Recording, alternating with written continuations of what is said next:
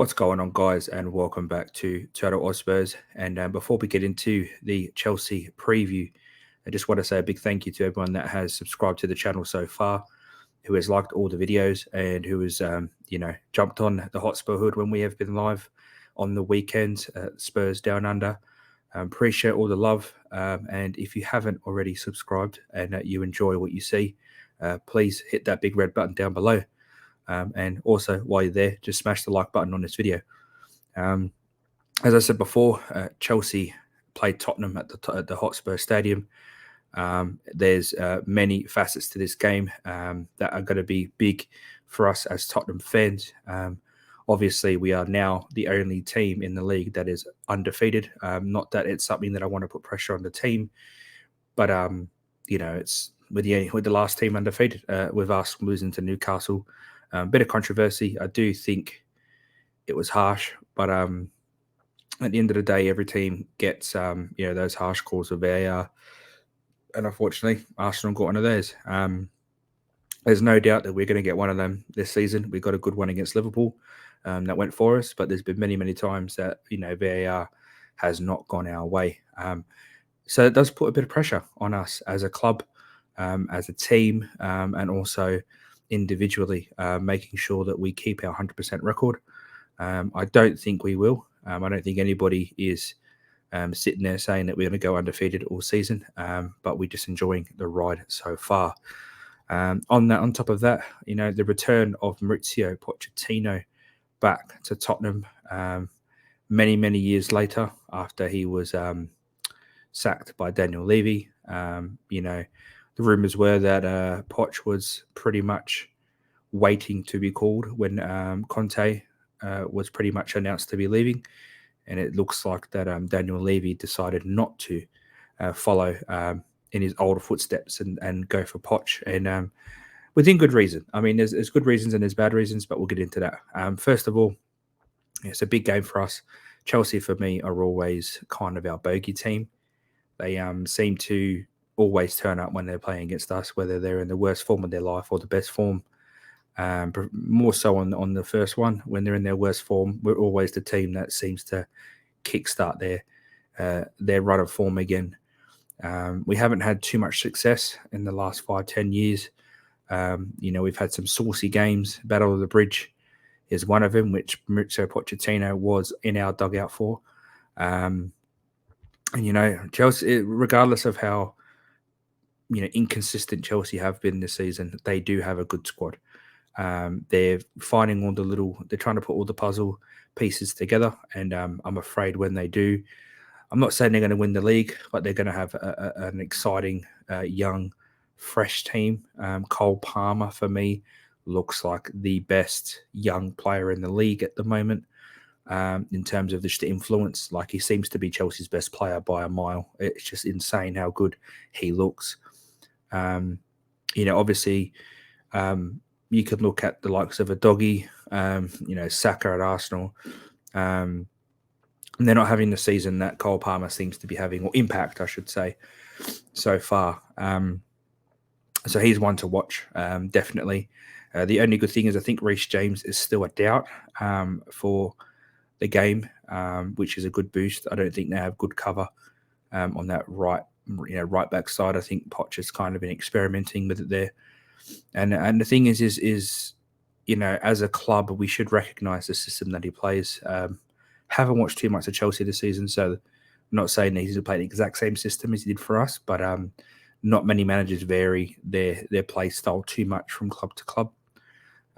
So we should have a bit of familiarity with it.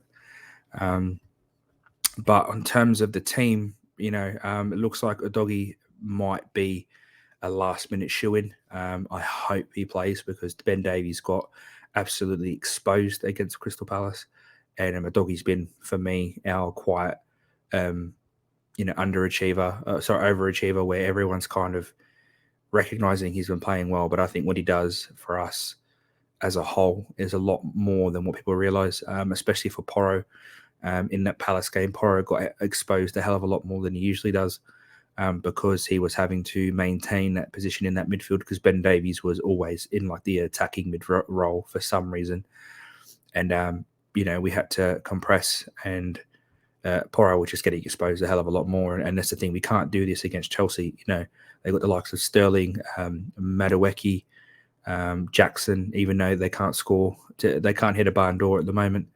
They are still, frightening players with the likes of Cole Palmer sitting behind them, who seems to be their best player, as I said. So we do have to be careful. This isn't a game that we can expect to win. We are the favourites. However, like I said, Chelsea always seem to turn up. It's one of those games where I'm quietly confident, but I'm also shit scared. For me, I think the prediction is going to be 2-1. It all depends for me, because the debate at the moment is Richie or Johnson.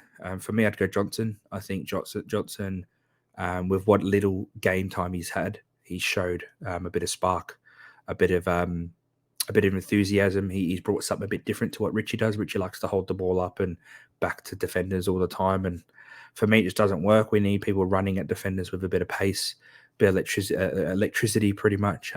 The give and go that he did to Maddison, where he headed it and then instantly was on his bike, and then provided the assist to Sonny, goes to show the intent that he has.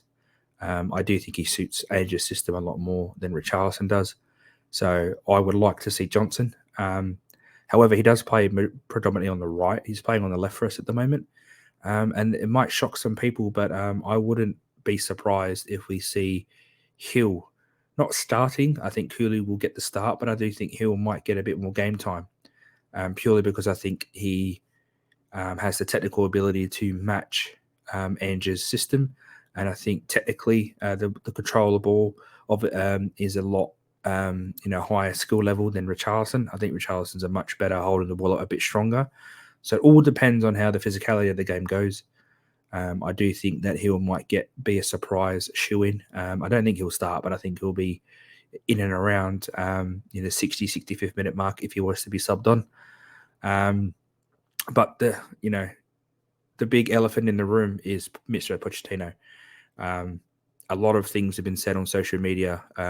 People are saying don't boo him. People are saying boo him.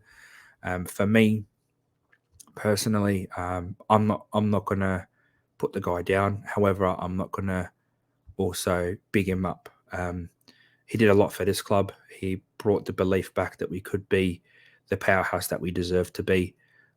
He fell short on many occasions, but I do think that was because of the lack of investment and lack of belief that Daniel Levy had. Not so more belief, it's more of that Daniel Levy thought that Poch can just pull something out of his butt like Leicester did and win everything with no backing. And, Poch's failure for me towards the end kind of was a little bit of him. I think he was just fed up, but I also think everyone knows that Levy didn't back this guy. And as I said before, it looked like he wanted to come back to us, and I'm kind of glad he didn't, as much as I wanted him before Ange. Looking now, obviously you can change your tune. Undefeated, 8 wins and 2 draws in the league. For me, it's more of I didn't want Mauricio Pochettino to come back to the club whilst we still didn't have a trophy, because it would make it even more.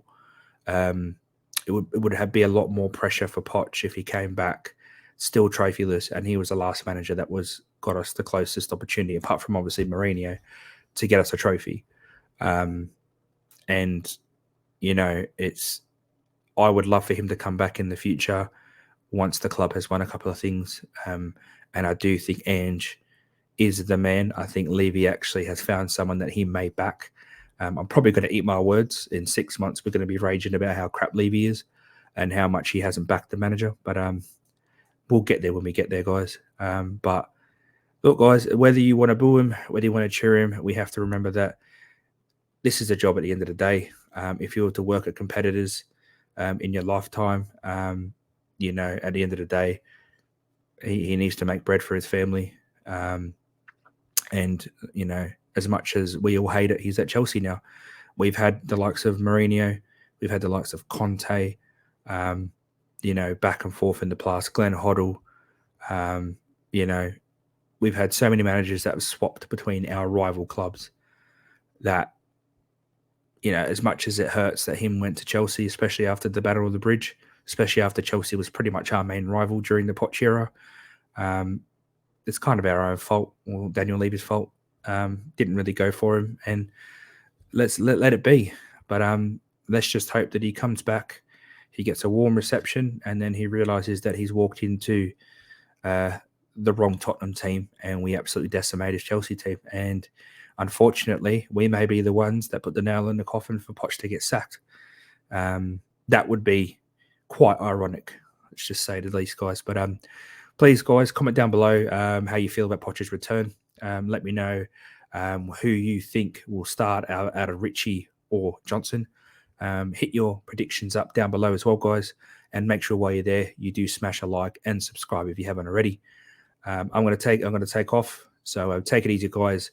Stay safe. And as we always say here at Total Spurs, guys, stay Spurs.